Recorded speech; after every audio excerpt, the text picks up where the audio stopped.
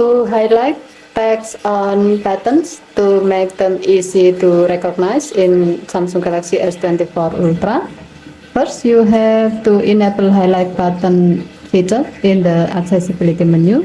To do so, swipe on the top of the screen and then tap setting icon. Scroll down the screen to find accessibility. Tap accessibility and then tap vision enhancement.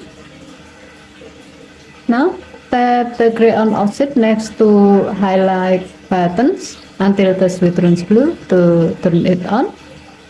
When this feature is on, your phone will highlight text on button with a solid background to make them easy to recognize.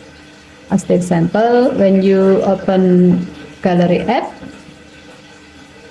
you can see that the text on all buttons on the screen are highlighted with a solid background, so you can easily recognize that they are buttons. Okay, thank you for watching. Have a nice day.